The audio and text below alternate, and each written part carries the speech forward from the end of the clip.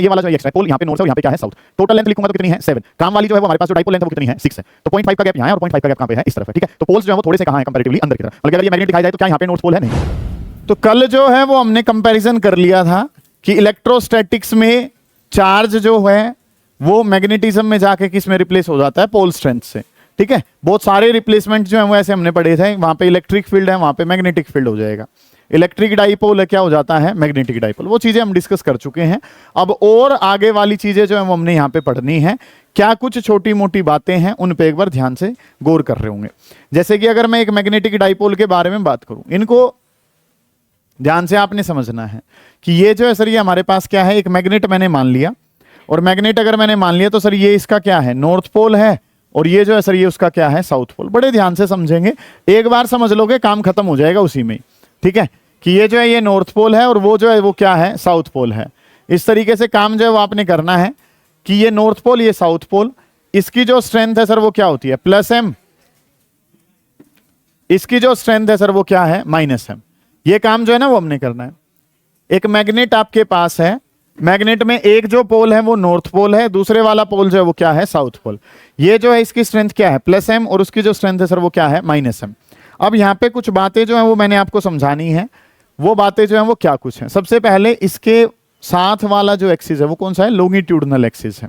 ठीक है, कि अगर मैं बात करता हूं, ठीक है, इन बातों को जो है बस एक बार समझना है ताकि आपको पता चल सके कि ये जो एक्सिस है सर ये कौन सा है, लॉन्गिट्यूडनल। और अगर मैं इसके बारे में बात करूंगा तो ये जो एक्सिस है ये कौन सा है, ट्रांसवर्स एक्सिस है। जानते हैं आप इस बात को कि एक मैग्नेट आपने लिया जिसके पास एक नॉर्थ पोल है, दूसरा जो है वो क्या है, साउथ पोल। ठीक है, इनमें अगर मैं बात करूं तो ये वाला जो एक्सिस है ये कौन सा है सर, लॉन्गिट्यूडनल एक्सिस है।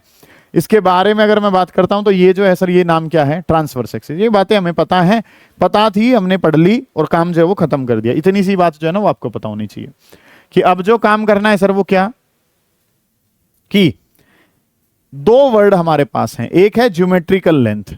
ज्योमेट्रिकल लेंथ का मतलब क्या है, इस ज्योमेट्री की लेंथ क्या है, जहां से ये शुरू हुआ और जहां ये खत्म हुआ वो जो है वो क्या कहलाएगा, ज्योमेट्रिकल लेंथ कहलाएगा। ठीक है, इतनी बात। अगली जो बात है सर वो हमें क्या पता है, अगली बात मुझे ये पता है, डाइपोल लेंथ। दोनों पोल के बीच की जो लेंथ है वो क्या कहलाती है, डाइपोल लेंथ। कि जैसे कि अगर मैं बात करता हूं, सबसे इंपॉर्टेंट काम जो है वो हमने डिस्कस करना है ये, कि यहां से शुरू होके यहां तक खत्म कर रहे हैं, ये क्या है, पूरी ज्योमेट्री की लेंथ है।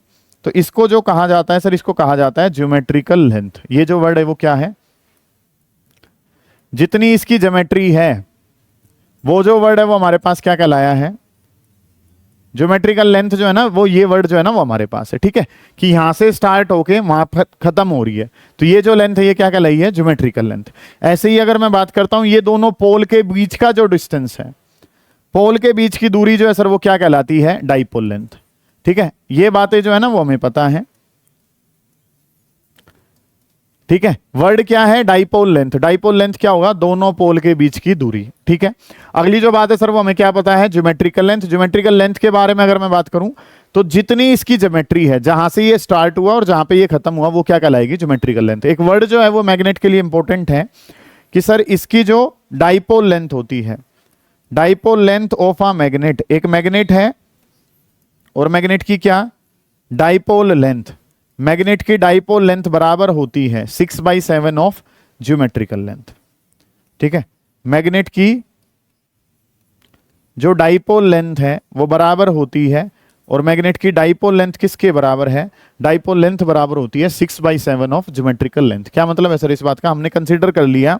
ठीक है, एक एग्जांपल के लिए लेट अस कंसीडर कि जो ज्योमेट्रिकल लेंथ है सर वो मान ली 7 सेंटीमीटर।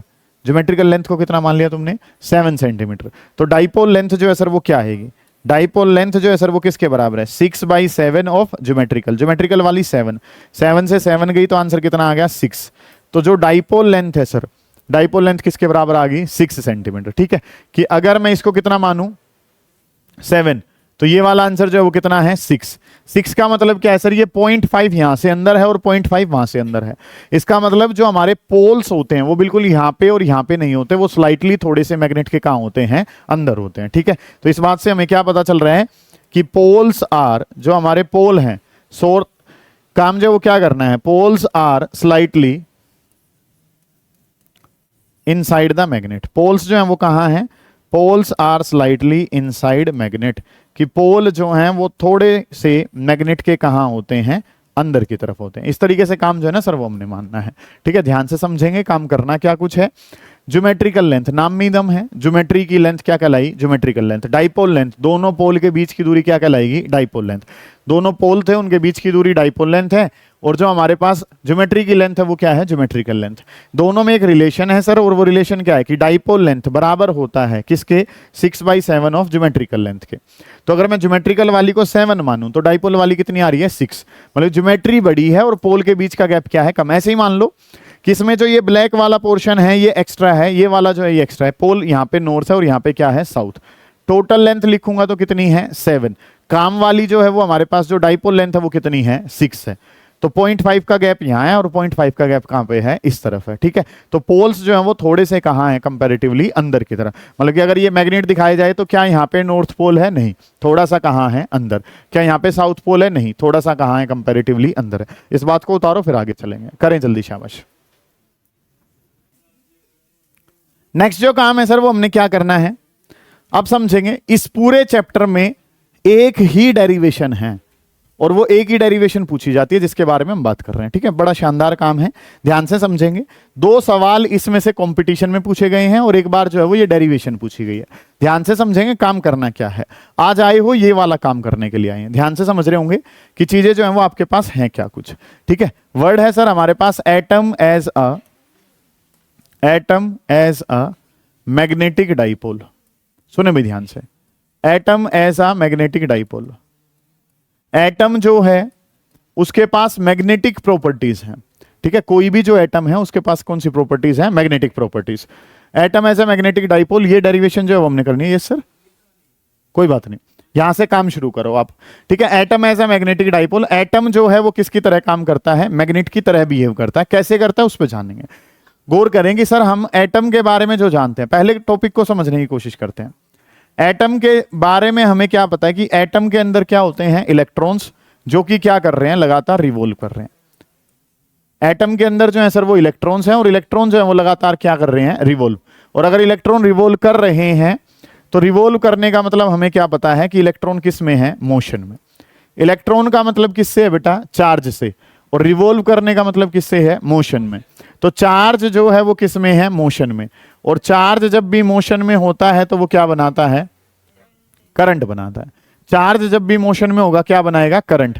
और जहां पे भी करंट होता है सर वहां पे कौन सी प्रॉपर्टीज होती हैं, मैग्नेटिक प्रॉपर्टीज। सही है, यहां से हमें टॉपिक जो है वो थोड़ा सा अंदाजा जो है वो बन रहा है कि काम जो है, कंसेप्ट जो है वो कैसे होगा। Atom as a magnetic dipole का मतलब क्या है कि एटम के पास कौन सी प्रॉपर्टीज है, मैग्नेटिक प्रॉपर्टी। क्यों है मैग्नेटिक प्रॉपर्टीज, उसके बारे में अगर हम काम करें तो एटम के अंदर क्या है, इलेक्ट्रॉन। इलेक्ट्रॉन क्या कर रहे हैं, लगातार रिवॉल्व कर रहे हैं। आपको पता है ना, K shell, L shell, M shell, उसमें इलेक्ट्रॉन जो है वो लगातार किस में है, मोशन में। हम अपनी फिजिक्स में भी जानेंगे जब यूनिट नंबर 8 कर रहे होंगे, एटम एंड न्यूक्लियाई वाले पोर्शन में। तो इलेक्ट्रॉन लगातार मोशन में है, और इलेक्ट्रॉन अगर मोशन में है तो इलेक्ट्रॉन क्या बनाएगा, करंट। इलेक्ट्रॉन घूमता हुआ इलेक्ट्रॉन, इलेक्ट्रॉन का मतलब किससे है, चार्ज, और चार्ज का मतलब इलेक्ट्रॉन, दोनों चीजें होगी। रिवॉल्व कर रहा है, भाग रहा है, भाग रहा है तो सर किस में है, मोशन में। तो इलेक्ट्रॉन मोशन में है तो क्या बना रहा है, करंट। और जहां भी करंट है वहां पे क्या है, मैग्नेटिक प्रॉपर्टीज। पता है आपको ये बात। तो इसके बेसिस पे कंसेप्ट जो है वो अब हमने करना है। सारे बच्चे ध्यान से समझेंगे कि काम जो है वो हमने करना क्या कुछ है। हम सबसे पहले हाइड्रोजन की बात कर लेते हैं, हाइड्रोजन एटम ले लेते हैं। हाइड्रोजन एटम जो है कंसीडर करके उसके बेसिस पे काम करते हैं। Let us consider hydrogen atom. ध्यान से समझेंगे, जो भी बताऊंगा हर वर्ड क्लियर हो रहा होगा, प्रोवाइडेड कि आपका ध्यान बोर्ड पे है। ठीक है, कि let us consider hydrogen atom. हमने क्या कर लिया, हाइड्रोजन एटम जो है वो आपने कंसीडर कर लिया। हाइड्रोजन एटम कंसीडर क्यों करा, क्योंकि सबसे बेसिक यही है। ठीक है, क्योंकि इसके अंदर अगर मैं बात करूं इलेक्ट्रॉन की संख्या भी कितनी है, 1। ठीक है, let us consider hydrogen atom. ठीक है, इन विच इलेक्ट्रॉन इज रिवॉल्विंग। ठीक है, जिसमें इलेक्ट्रॉन जो है वो रिवॉल्व कर रहा है। Electron is revolving in radius, in orbit of radius are.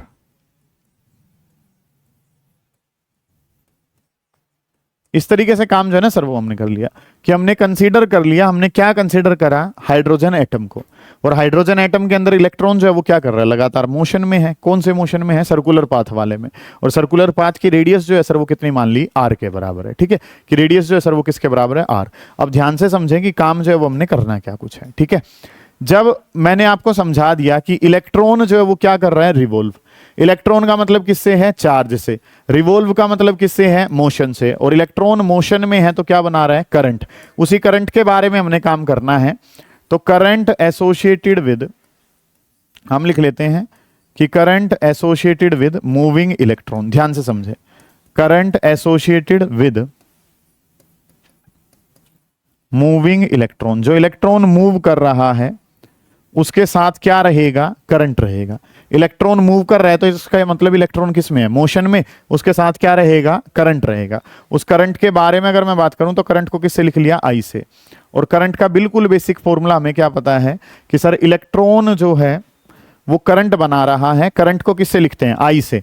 और करंट का फॉर्मूला क्या है, चार्ज अपॉन टाइम। जानते हैं हम इस बात को कि करंट जो है वो क्या है, चार्ज अपॉन टाइम। चार्ज को अगर मैं लिखना चाहूं तो क्वांटाइजेशन ऑफ चार्ज से क्या पता है कि क्यू को क्या लिखते हैं, एन ई, और डिवाइडेड बाई क्या लिख दिया, टी। सभी को पता है। करंट का फॉर्मूला क्या पता है, क्यू बाई टी। और क्यू को अगर मैं लिखना चाहूं तो क्यू को मैं क्या लिखता हूं, एन ई, और डिवाइडेड बाई क्या लिख दिया, टी लिख दिया मैंने। तो I is equals to Q by T, और क्यू को क्या लिखा, एन ई, और डिवाइडेड बाई क्या कर दिया, टी। हाइड्रोजन नाम है सर, कौन सा एटम है, हाइड्रोजन। हाइड्रोजन है तो सर एन की जगह कितना है, 1 ई, और डिवाइडेड बाई कितना हो गया, टी। इस तरीके से काम कर लिया, 1 ई डिवाइडेड बाई कितना हो गया, टी। अब मुझे काम क्या करना है कि इसका ऑर्बिट जो है वो कैसा होता है, सर्कुलर। सर्कुलर ऑर्बिट है, रेडियस कितनी मान ली, आर। वेलोसिटी किसके बराबर है, वी। तो जो करंट है, करंट का फॉर्मूला क्या हो गया, ई डिवाइडेड बाई टी। और जहां पे टी लिखा है, टाइम पीरियड। टाइम पीरियड का फॉर्मूला क्या होता है, distance divided by velocity. Distance divided by velocity, तो डिस्टेंस तो कितना है, 2 पाई आर, और वेलोसिटी किसके बराबर है, वी। तो यही फॉर्मूला क्या बन जाएगा, ई वी आर, और divided by EV divided by EV divided by कितना है, 2 पाई आर। यहां तक का काम होपफुली आप समझ पा रहे हैं, कोई बड़ी बात नहीं है। इसको बार बार हमने पढ़ा भी है कि काम जो है वो मुझे क्या पता है, काम मुझे ये पता है कि करंट का फॉर्मूला है चार्ज अपॉन टाइम। चार्ज को मैं क्वांटाइजेशन ऑफ चार्ज से क्या लिखता हूं, n e divided by t. Number of electron कितना है, 1, तो ई डिवाइडेड बाई टी हो गया। टाइम पीरियड बताना है तो distance divided by velocity. Circular path का डिस्टेंस कितना, 2 पाई आर, वेलोसिटी कितनी है, वी। वी ऊपर जाएगी तो ईवी डिवाइडेड बाई कितना हो गया, 2 पाई आर। इतनी बात समझ में आती है, कोई दिक्कत है नहीं।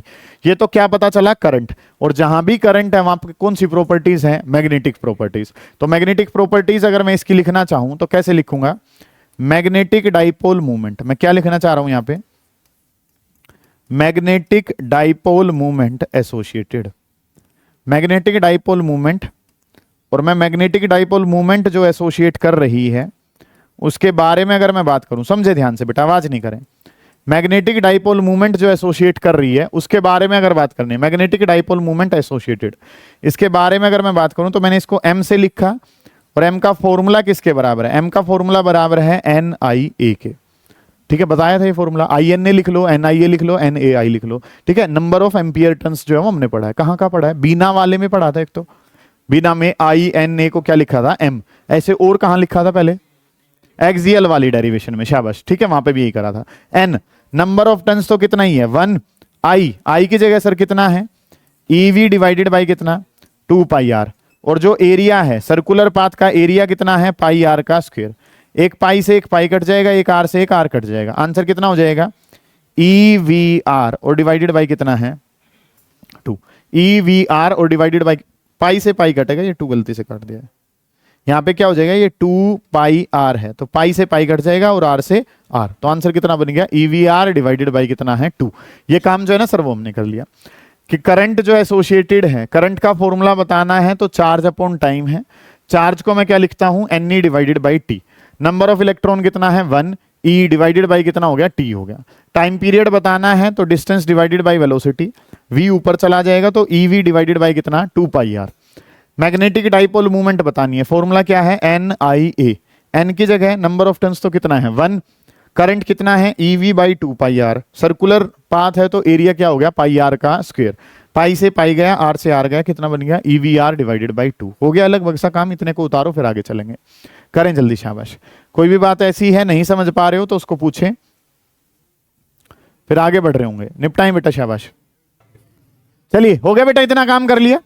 अब जो काम है हमने क्या कर लिया, सुन लो, दो बेसिक से स्टेप हैं। करंट बताना है, चार्ज अपॉन टाइम। चार्ज को क्या लिखा है, एन ई, एन कितना है 1। टाइम को लिख लिया 2 pi r by v, v ऊपर गया तो e v by 2 pi r. फिर एम की वैल्यू निकाल दी, एन आई ए। यहां से काम जो है वो अपने कर लिया। अब बोर साहब के पोस्टुलेट आपने पढ़े हैं, आपको पता है कि एटम के अलग अलग मॉडल प्रपोज किए गए थे। जैसे पहले रदरफोर्ड साहब आए थे, ठीक है, उनके मॉडल में मतलब कि सबसे पहले तो अगर बात करूं तो जे थॉमसन मॉडल था। थॉमसन के बाद किसका मॉडल आया, रदरफोर्ड साहब का। उनमें कमियां आती रही और उनको ठीक करते रहे, ठीक है। और बाद में जो है वो क्या, बोर साहब ने 3 पोस्टुलेट दिए थे। अगर आपको पता है तो, नहीं भी पता है तो हम डिस्कस करेंगे आने वाले टाइम में। अभी के लिए आपको क्या पता होना चाहिए, हमें पता होना चाहिए सर कि सेंट्रीपिटल फोर्स जो है वो बराबर होता है, घूमने के लिए जो सेंट्रीपिटल फोर्स है उसको कौन प्रोवाइड करता है, इलेक्ट्रोस्टैटिक फोर्स। ये उन्होंने पहला पोस्टुलेट दिया था कि इलेक्ट्रॉन घूम रहा है तो कौन सा फोर्स चाहिए, सेंट्रीपिटल फोर्स। उसको प्रोवाइड कौन करेगा, इलेक्ट्रोस्टैटिक फोर्स करेगा। अगली बात उन्होंने बताई थी कि जो एंगुलर मोमेंटम है mvr, वो बराबर होता है, किसके बराबर होता है, nh डिवाइडेड बाई 2 पाई। ठीक है, पढ़ी है ये बात भी आपने। ऐसे ही तीसरा पोस्टुलेट जो उन्होंने दिया था कि फाइनल माइनस इनिशियल एनर्जी, और ये बराबर होती है, और ये किसके बराबर है, h इंटू न्यू के बराबर। ये बातें जो है ना वो आपको पता है कि अगर मैं काम करता हूं कि सेंट्रीपिटल फोर्स और इलेक्ट्रोस्टैटिक फोर्स जो है वो मैग्नीट्यूड वाइज इक्वल है, पहले था। अब अगर मैं बात करूं तो मुझे जिसकी जरूरत है, यहां पे क्या आ रहा है, v इंटू आर, और v इंटू आर वाला कौन सा पोस्टुलेट है, सेकंड। तो मैं कौन से पोस्टुलेट का इस्तेमाल करूंगा, सेकंड का। और सेकंड पोस्टुलेट जो है वो हमें क्या कह रहा है उस पर ध्यान देंगे कि चीजें जो है वो हमने करनी क्या कुछ है, गौर कर रहे होंगे बेटा। सुने कि अगर मैं बात करता हूं तो using Bohr's second postulate, Bohr साहब का सेकंड पोस्टुलेट जो है वो हमने यूज करा, using Bohr's second postulate. Bohr साहब का सेकंड पोस्टुलेट जो है वो हम इस्तेमाल कर रहे हैं।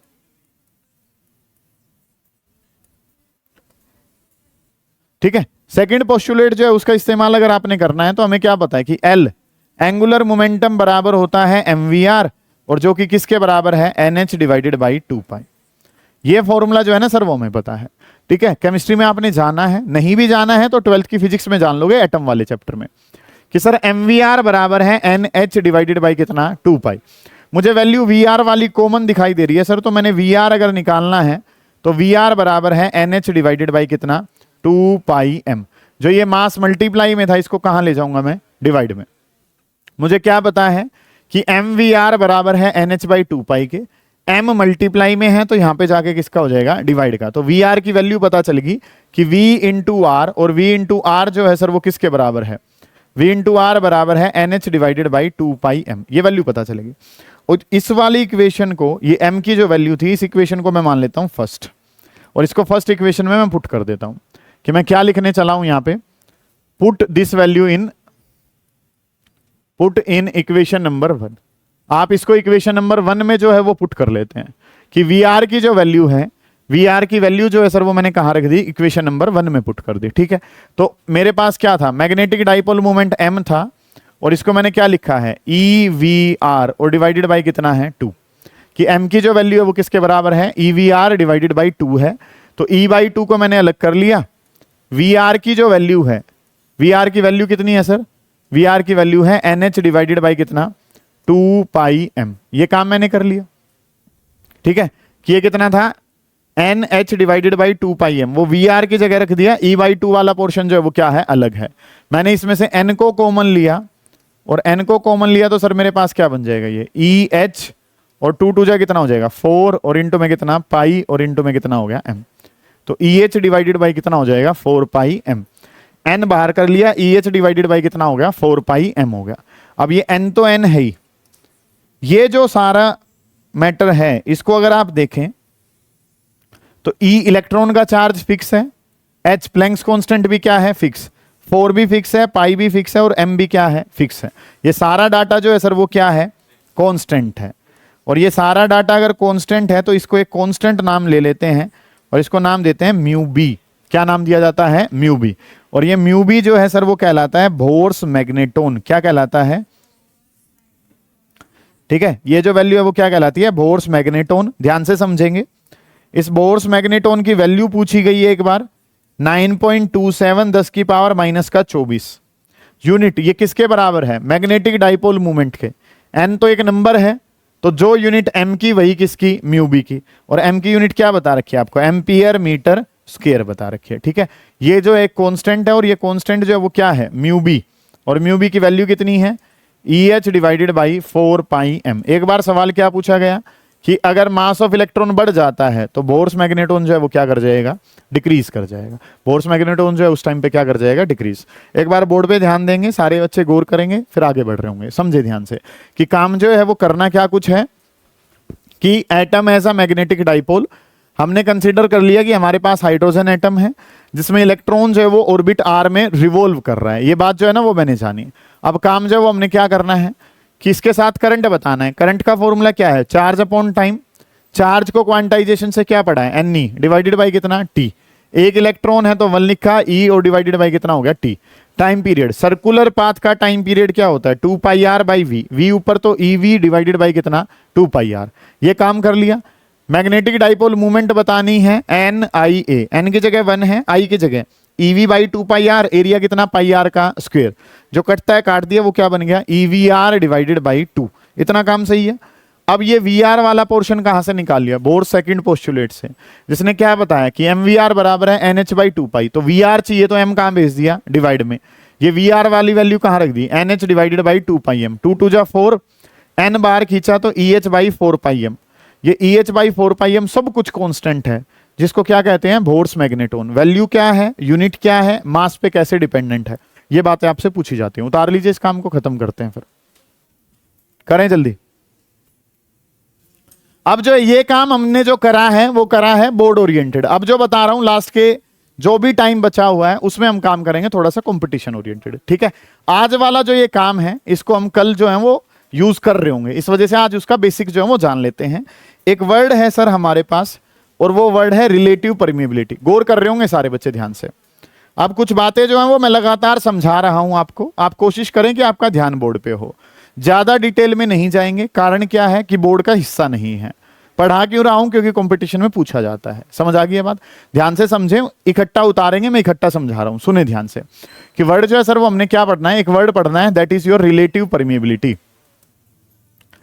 रिलेटिव परमिएबिलिटी के बारे में अगर मैं बात करूं, रिलेटिव परमिएबिलिटी समझे ध्यान से।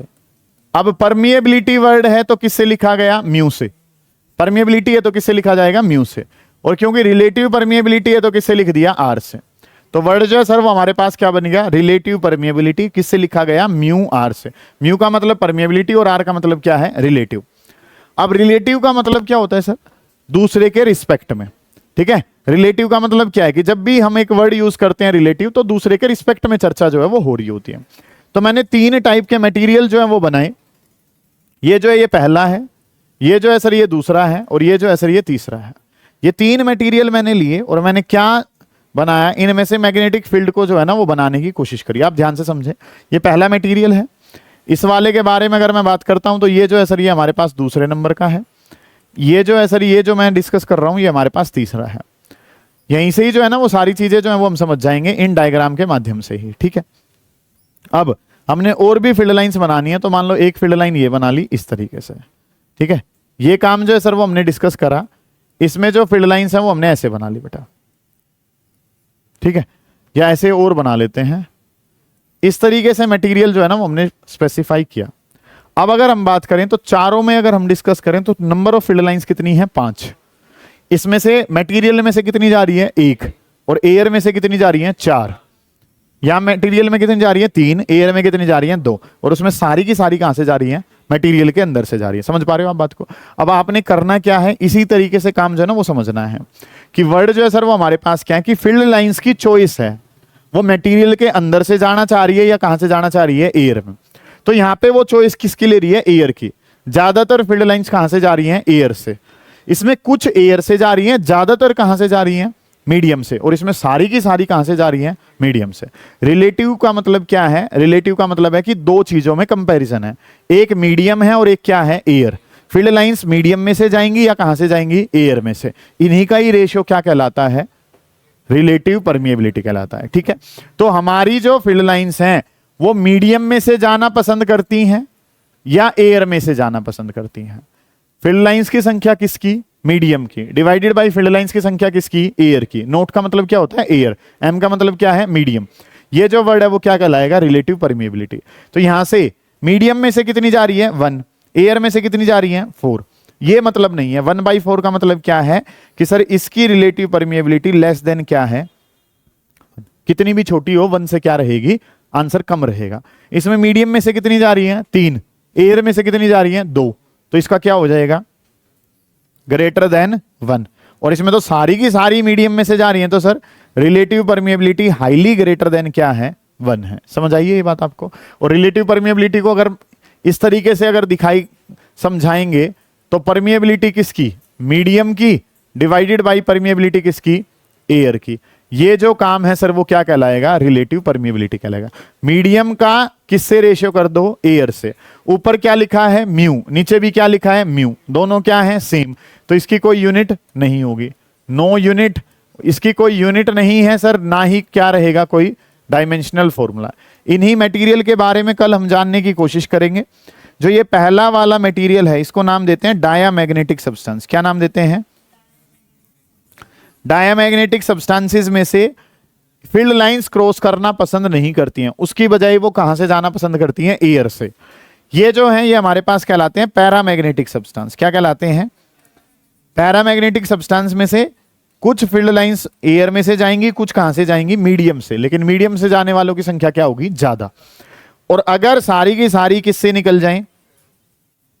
मटेरियल से, तो उनको क्या कहा जाता है? फेरोमैग्नेटिक। इसी के बारे में लगातार चर्चा कर रहे थे। मैंने कहा था आने वाले टाइम में जानेंगे। हमने सॉफ्ट आयरन के सिलेंडर लिए, ठीक है। क्यों? क्योंकि सॉफ्ट आयरन का सिलेंडर कैसा मटेरियल है? फेरोमैग्नेटिक। वो फील्ड लाइंस को क्या कर देगा? पास पास। कैसे करी पास? क्योंकि सारी की सारी जानी कहां से है? मीडियम से। तो पास पास हो गई तो जाएंगी, पास से होके जाएंगी। तो सर ये मटेरियल क्या है? फेरोमैग्नेटिक। इसकी रिलेटिव परमिएबिलिटी 1 से बहुत ही ज्यादा होती है। How do we define relative permeability? It is defined as ratio of permeability of the medium to the permeability of the free space या एयर। समझ आ गई बात आपको? ऊपर भी म्यू है, नीचे भी म्यू है, दोनों जगह म्यू है, तो कोई यूनिट नहीं, कोई डायमेंशन नहीं। अगर मीडियम से कम जा रही है तो रिलेटिव परमिएबिलिटी कम, ज्यादा जा रही है तो ज्यादा, और अगर बहुत ज्यादा जा रही है तो बहुत ज्यादा। सिंपल सी बात ही है। समझ आ गई ये बातें? इस काम को उतारें, हेडिंग डालें रिलेटिव परमिएबिलिटी म्यू आर, लिखना शुरू करें। उसके अंदर हेडिंग डालेंगे relative permeability mu R. It is defined as, उतारें पहले एक बार ये हेडिंग उतारें, उसके बाद करना शुरू करेंगे। हेडिंग डालें रिलेटिव परमिएबिलिटी और उसके अंदर लिखना शुरू करेंगे। बोलूं? It is defined as ratio of, ये लिखो सर, हेडिंग डालो उसके बाद में लिखना है, पहले डेफिनेशन लिख लेंगे। It is defined as ratio of permeability of the medium. It is defined as ratio of permeability of the medium to the permeability, ratio of permeability of the medium to permeability of free space, to permeability of free space. Medium की permeability को किससे divide कर देना है? Free space से। उसके बाद ये सब उतार दो तुम, ठीक है। करें जल्दी, शाबाश। नेक्स्ट जो वर्ड पढ़ना है सर, 3 टर्म्स जो है ना वो हम डिस्कस करेंगे, बड़े ध्यान से समझनी है। एक बार समझोगे ऑटोमेटिक क्लियर होती चली जाएंगी, ठीक है जी। कि काम जो है सर वो हमने क्या करना है, हमने जो पढ़ना है अब 3 टर्म्स पढ़नी है।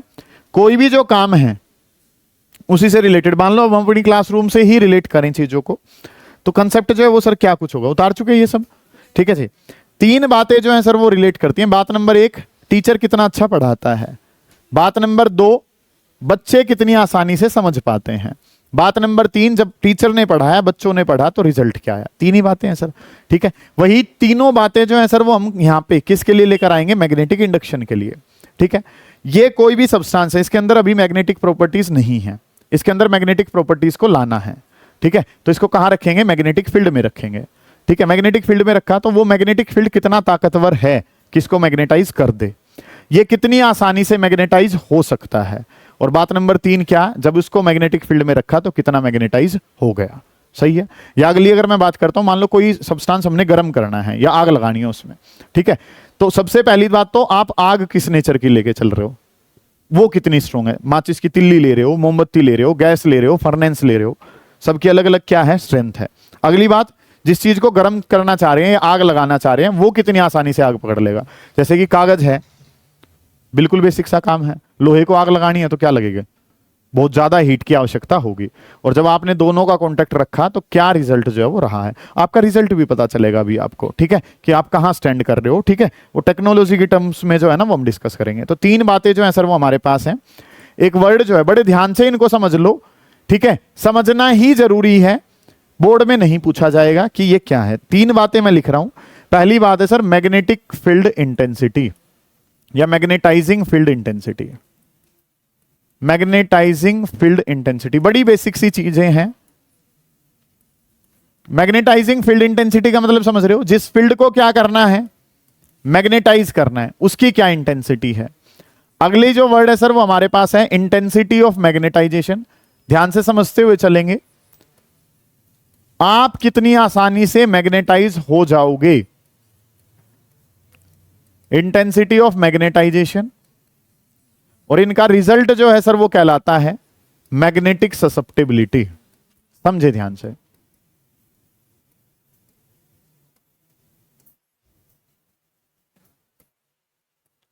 Magnetic susceptibility. गौर करेंगे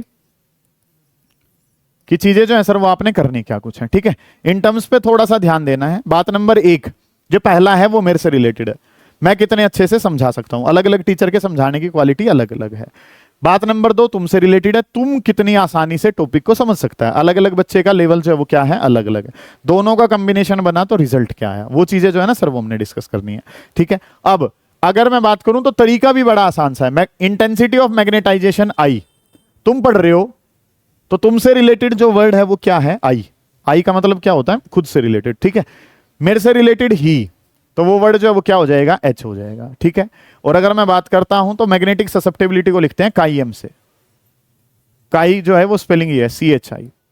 रिजल्ट जो है वो क्या है, छी, ठीक है। ये है तुम्हारा रिजल्ट आज की तारीख में, ठीक है। हाँ, वैसे काई कहा जाता है। तुमसे रिलेटेड अगर मैं रिजल्ट की बात करूं तो तुम खुद नहीं देखना चाहोगे, इतना गंदा रिजल्ट है तुम्हारा आज की तारीख में। तो किस तरीके से उसको इंप्रूव करेंगे अभी डिस्कस करेंगे हम, ठीक है।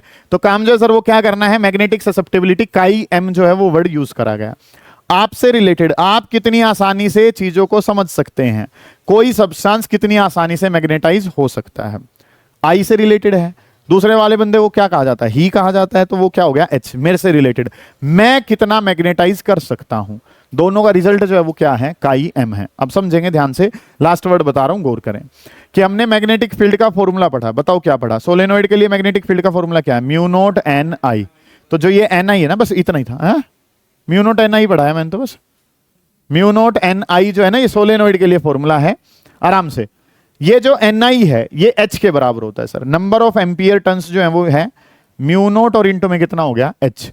तो एच जो है उसके बारे में अगर मैं बात करूं तो वो एच जो है सर वो किसके बराबर है, एन इंटू आई के बराबर है। कोई बच्चा ऐसा यूनिट बता देगा, मैं मान जाऊंगा उस बच्चे को। आई, आई का मतलब तो क्या है, एम्पियर है।